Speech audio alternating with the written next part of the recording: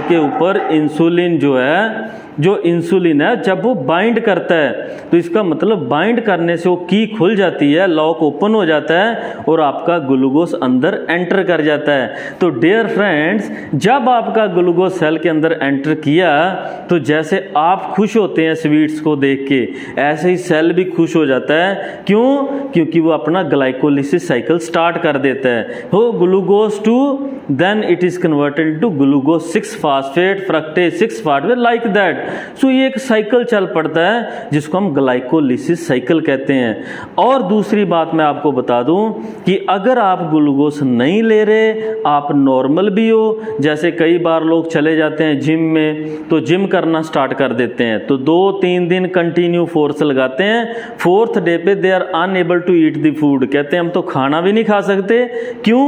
क्योंकि उनका ग्लूकोज जो है लैक्टोज में कन्वर्ट हो जाता है in the presence of lactate dehydrogenase. वो जो लैक्टिक एसिड है फिर वो जो मसल बनाने वाले बंदे होते हैं उनके यहाँ अकमुलेट हो जाता है and they are unable to take a diet.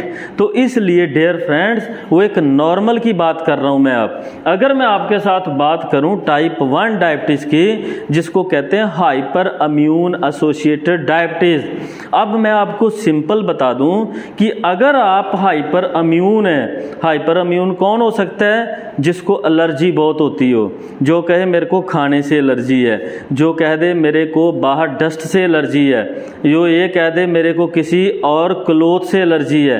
ये जो पर्सन होते हैं ये प्रोन टू डायबिटिक होते हैं, इसलिए हमें एलर्जी को ट्रीट करना चाहिए। ऐसा नहीं कि आप एलर्जी से सफ़र कर रहे हैं और आप ये बोल दें कि एलर्जी ना भी ट्रीट करें तो कोई प्रॉब्लम नहीं है। डियर फ्रेंड्स, अगर आप एलर्जी को ट्रीट करें तो आपको ये साइड वाइज बेनिफिट मिलता है कि you will never suffer from the type 1 diabetes mellitus which is called as hyper immune associated diabetes and it was firstly seen, तो इसको कह दिया टाइप 1 डायबिटीज। सो ये जो मैंने आपको बताया वो है टाइप 1 डायबिटीज।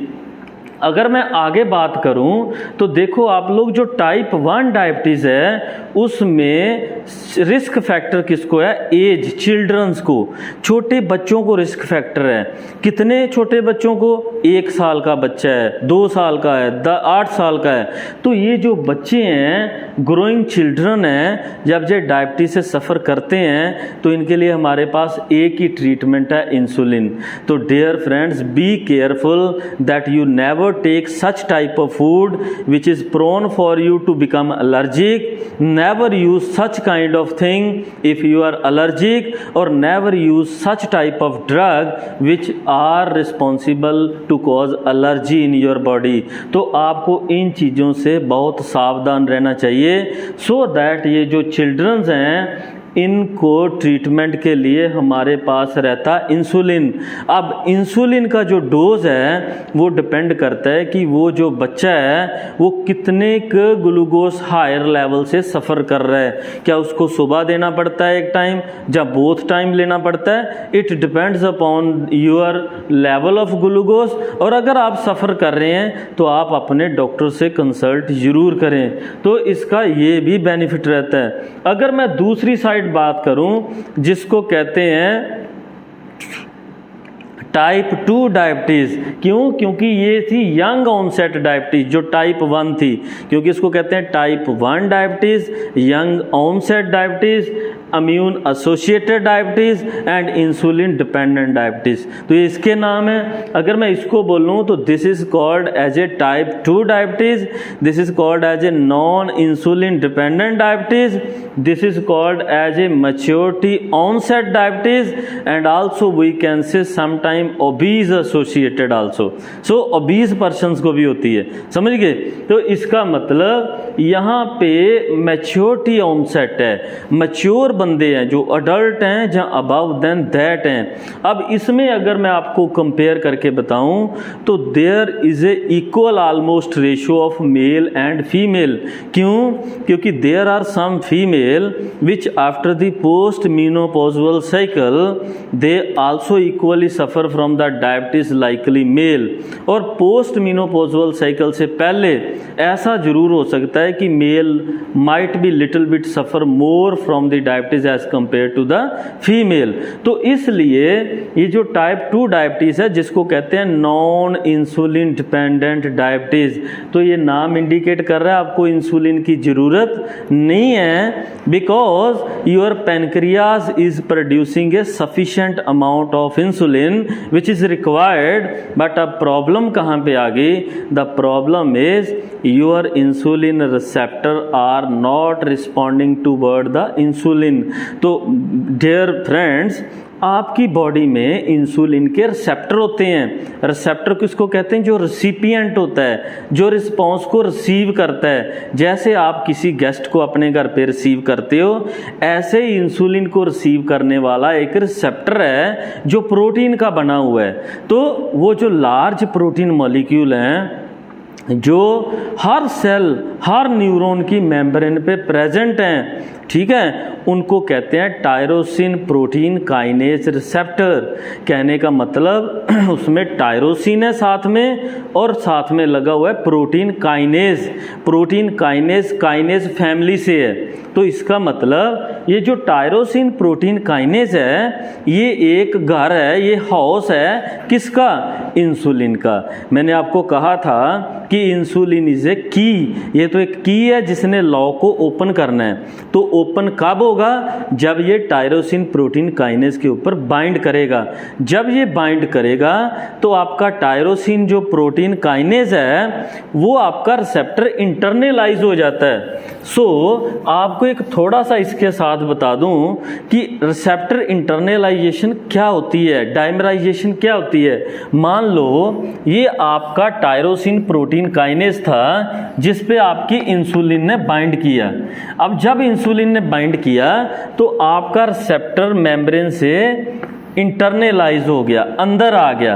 अब अंदर आने के बाद ये क्या करता है? ये आपका न्यूक्लियर फैक्टर बन जाता है, आपके न्यूक्लियस में चला जाता है, और न्यूक्लियस में जाने के बाद mRNA को एक्टिवेट करता है जिससे प्रोटीन बनते हैं। और वो protein in the form of ATP आपका जो ग्लूट प्रेजेंट है यहाँ पे सेल के अंदर, जिसको मैंने कहा था GLUT4, ये बाहर चला जाता है। जब ये बाहर चला जाता है तो इंसुलिन का वेलकम कौन कर रहा था? Tyrosine protein kinase.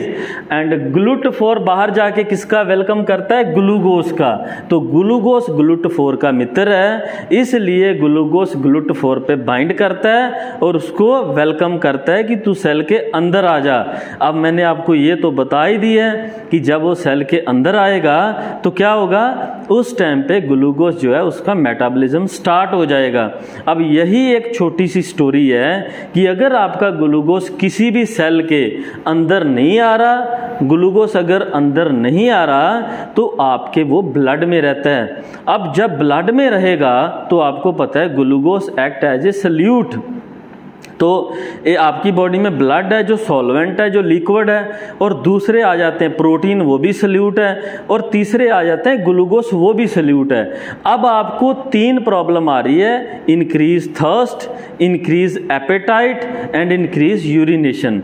3 जो सिम्टम आते हैं, हाइपरफेजिया आता है बंदे को, आज हो जाता है, हाइपर थर्स्ट हो जाती है, हाइपर यूरिनेशन हो जाता है, ठीक है। तो ये जो हाइपर यूरिनेशन है उससे आपकी बॉडी का वॉल्यूम कम होता है, क्योंकि डायबिटीज जो बंदा सफ़र कर रहा है उसको नॉर्मल लिमिट से ज़्यादा यूरिन आता है। जैसे कि आप लासेक्स ले लें, फ्रूसीमाइड टेबलेट ले लें, तो फ्रूसीमाइड क्या करती है? लासेक्स इसको कहते हैं, 6 आवर तक काम करती है। लासेक्स 6 आवर तक वो काम करती है। हाई सीलिंग कहते हैं क्योंकि 80 mg से ऊपर चले जाओ तो सीलिंग इफेक्ट आ जाता है, उससे ऊपर इफेक्ट बढ़ता ही नहीं है, उसको हाई सीलिंग डाययूरेटिक भी कहते हैं। वो तो आप डाययूरेटिक लें तो आपका यूरिन बढ़ा, आउटपुट बढ़ी, बट ये तो डायबिटीज़ में ऐसे ही यूरिन आउटपुट बढ़ी हुई है।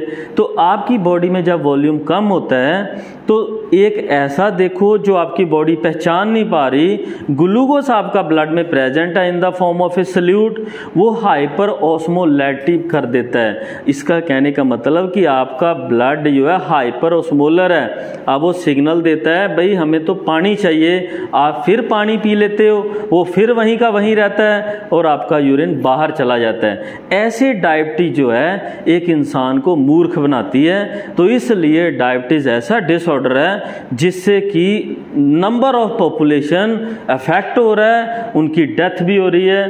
तो जो मैंने डियर फ्रेंड्स आपको बताया कि यहाँ पे आपको इंसुलिन लेने का ज़रूरत नहीं है, यहाँ पे आपको क्या लेने का ज़रूरत है, यहाँ पे आपको ओरल हाइपोग्लाइसीमिक एजेंट लेने चाहिए।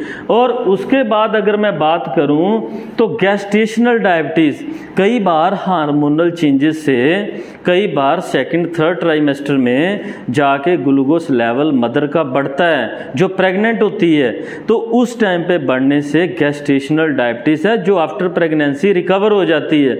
और उसके बाद फोर्थ टाइप का आ जाता है हाइपरग्लाइसीमिया।